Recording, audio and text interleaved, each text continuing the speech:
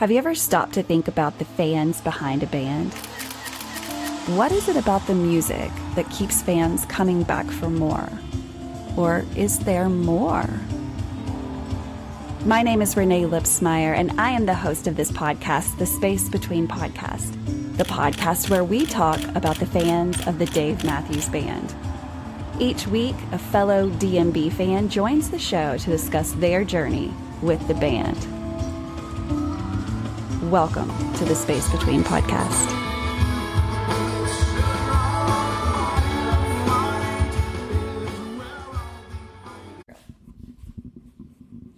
Hey guys, I am Renae from the Space Between Podcast, and I have a special guest on the show today. He does not appear much on the show, but I actually am married to a guy that I love very much, and so he is actually going to be on the Space Between Podcast this episode, which is a special episode because we've got some big things coming up. Okay, I'm going to ask you what I ask everyone else. What's your name and where are you from?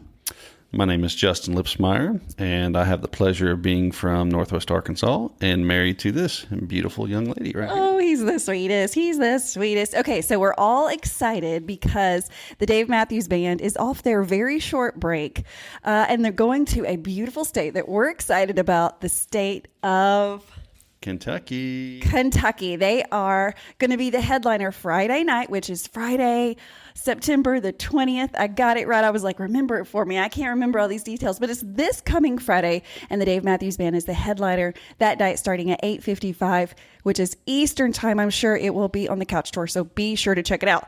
So Justin and I, since we've been married, have always talked about going to the Bourbon Trail. So I asked Justin to write a few things to cross between Dave Matthews Band and bourbon because he loves bourbon. We love to talk about the history of bourbon. So we're super excited about just being in Louisville or Louisville, however you say it. We're excited about being there. We're excited. We've got 2 different bourbon tours scheduled, and there's going to be so much fun at the actual Bourbon and Beyond music festival. So, okay, Justin, did you bring your notes? You got your notes? They're right over there. He's ready. Are you ready? Okay, Dave Matthews Band and Bourbon and Beyond this Friday. Okay, Justin, how many crazy ways can you combine bourbon and the Dave Matthews Band? Here we go. Well, she tasked me with this about 2 hours ago, maybe. So I did a little research into some songs. I did not go deep into the lyrics because I could probably be here for days.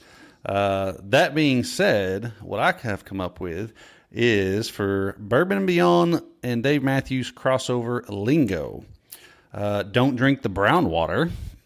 Hey, hello, bourbon, brown water. Brown water. Apparently, bourbon is called brown water in certain places. I had never heard that. Had you? I've never been to those places, but I would like to go, and I think we are. Don't drink the brown water or do, because that's going to be what the whole thing is about. So amazing.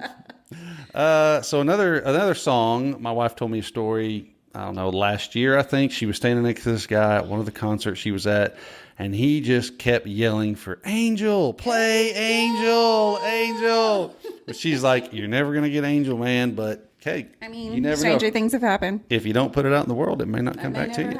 That's right. Angel. So there's a terminology in the bourbon world called the Angel's Share, which is the bourbon that gets evaporated inside of the barrels over time as they sit for several years on end. So they call that evaporation the Angel's Share. So I thought that was a neat little correlation. Yes. Angel. We want it. Dave, we want it. Now, the opposite of that is called the Devil's Cut, which is the bourbon that soaks into the oak wooden barrels while they're sitting there as well. So I thought, you know what? We need to come up with something to where we can say we want to get some of Dave's bourbon, which could be called Some Devil's Cut. Yes. You're welcome, Dave. I love it. Some Devil's Cut. Man, I would buy a bottle of that just to put up on my shelf. And the album. It's a whole nother line that Dave could do. You're doing good on your wine, but I'm telling you, you got a whole market if you did your own bourbon label. Amen, sister. We would buy it. Dave, just a retirement plan. Retirement thoughts. I don't think he's worried about his retirement plan, sweetie. I think he's Hey, man, I don't know. Something to do. Something to do. He's doing all right. Having a good time. I know how they like to play Brick House quite a bit. Haven't done it as much this year because of Let's Dance, which, I mean, I love. But Let's Dance. That being said, in the bourbon world where they put and store all of these bourbon barrels that they're waiting for years and years and years to mature is called the rack house. So I thought maybe we could do something with Brick House into rack house. I don't know. Could work. Maybe, maybe not. What are your thoughts? Or just the crowd yelling the wrong words instead of Brick House. We're all going, Rack House! Rack House! They'll be like, that's not. Who are these crazy people? This is not it at all. I misremembered this song. They are drunk at Bourbon and Beyond. So instead of calling for like a shotgun opener, which you did a few weeks back, we could call for a shot glass opener to have a drink. Just random thoughts in my head. Just some funnies, Shot glass. Another wrong words. Shot glass instead of shotgun. Indeed. The rye whiskey, that's an easy one. Rye whiskey, so on and so forth. But I don't know if he's going to play it. I kind of hope he does. I'm sure a lot of people do. It would be an easy call for him to play it on an encore opener. So We'll see what happens. But that's another easy one you could do. And really the last one that I had written down, kind of more silliness as we are. So everyone's heard of a hottie toddy. Mm-hmm. So as I was reading kind of a definition of it, the first sentence was grandma's favorite concoction. And so I'm thinking, okay, let's cross that with granny and say, I want to hear hot granny. I don't know. It might work. I want to hear a hot version of granny. How about that? That's I mean, we've been getting better. it, but hot granny. A hot granny. I need a hot granny, please. Dial it up for me, would you, Dave? Thanks. Okay, so if you have been able to stomach the space between podcast and my very Southern accent, head to Kentucky because, y'all, it's Southern, and I'm so excited to be around some of the historic parts of history. Justin was this your 40th birthday party that we did the bourbon-themed birthday? It was. Yes, it was. And she's a great party planner, by the way. Not for hire, but a great party planner. So I dug into the history. I had bartender, of course.